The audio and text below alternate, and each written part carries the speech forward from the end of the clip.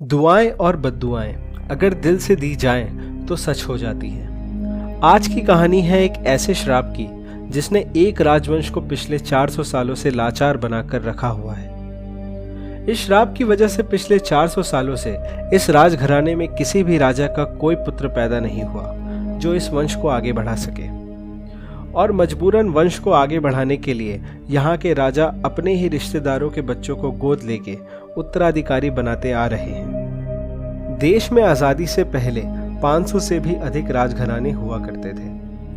देश के आज़ाद होने के बाद इन रियासतों को काफ़ी शर्तों के साथ आज़ाद हिंदुस्तान में शामिल किया गया। इन सब में से एक राजघराना मैसूर राजघराना भी था। मैसूर राजघराना अपने दशहरा मनाने के तरीके से सारे देश में बहुत मशहूर है। आज की कहानी इसी मैसूर राजघराने की है। अभी फिलहाल यहाँ के राजा हैं यदुवीर कृष्णदत्त वाडियार, जो 2013 में श्रीकांत दत्त नरसिम्हराज वाडियार की मृत्यु के बाद 2015 में यहाँ के 27वें शासक बने। 2013 में राजा की मृत्यु होने के बाद परिवार में काफ़ी विवाद हुआ और 2015 में अगला राजा बनाया गया, क्योंकि राजा श्रीकांत दत्त की अपनी कोई भी औलाद नहीं थी। आखिर में राजा की बड़ी बहन के बेटे को यहाँ का राजा बनाया गया। लेकिन श्रीकांत दत्त इस वंश के कोई पहले बिना संतान के राजा नहीं थे।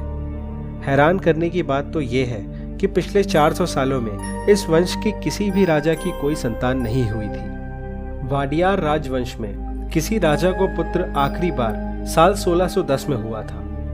इसलिए इस वंश को आगे चलाने के लिए हर एक राजा अपने ही परिवार वालों के किसी संतान को गोद लेके अपना अगला उत्तराधिकारी बना लिया करते थे। 400 सालों से वाडियार राजवंश में किसी राजा को पुत्र ना होने के पीछे एक कहानी है जो पूरे मैसूर में प्रचलित है। मैसूर राजघराने की स्थापना राजा यदुआर्य ने साल 1399 में की थी। उस समय इस साम्राज्य में मैसूर के कुछ ही क्षेत्र आया करते थे। शुरुआत में मैसूर राजघराना भी विजयनगर साम्राज्य के नीचे आया करता था। विजयनगर साम्राज्य के सूबेदार का मुख्यालय श्रीरंगपट्टनम में हुआ करता था।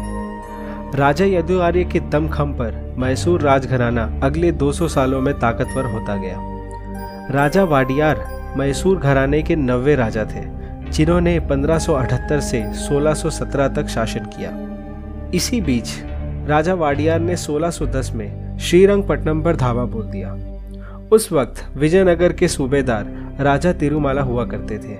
युद्ध में राजा वाडियार ने श्रीरंगपट्टनम के राजा तिरुमला को हरा दिया और विजय हुए।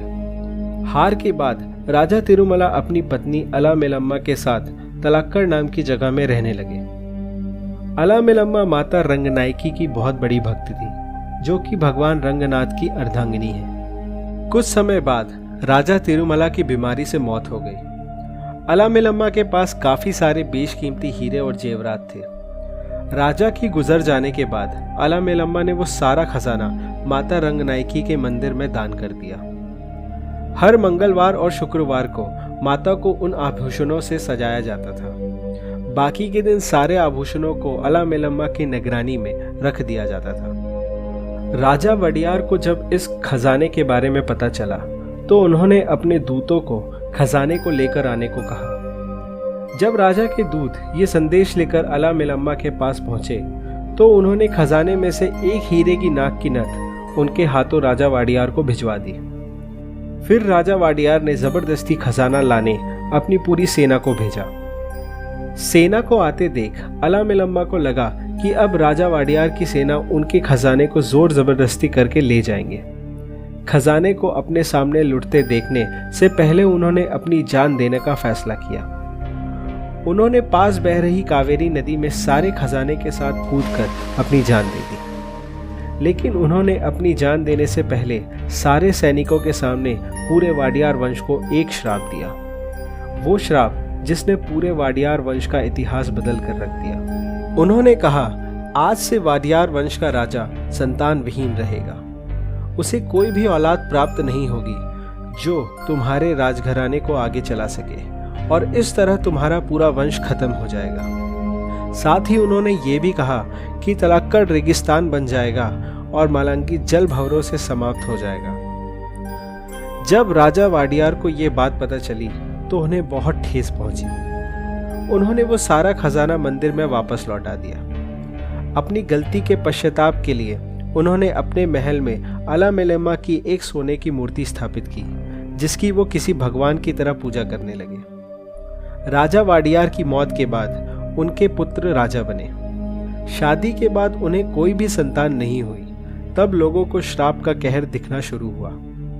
मजबूरन वंश को आगे चलाने के लिए यहाँ से परिवार के किसी बच्चे को गोद लेके राजा बनाने की परंपरा शुरू हुई। अलामेलम्मा के श्राप के ठीक अनुसार आज भी तलक्कड़ रेगिस्तान से ढका हुआ है और मालंगी जल भंवरों से भरा हुआ है।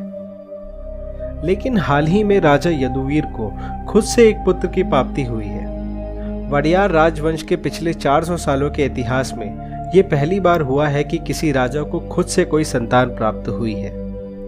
और ये पहली बार होगा कि अब कहीं जाकर 400 सालों बाद एक राजा का बेटा राजा बनेगा। लोगों का मानना है कि अलामेलम्मा के श्राप का कहर अब कहीं जाकर समाप्त हुआ है। इस कहानी को लेकर दो विचारधाराओं में लोग बटे हुए हैं। कुछ इस श्राप को सच मानते हैं तो कुछ इसे महज एक इत्तेफाक। आप लोगों की इस श्राप को लेकर क्या राय है?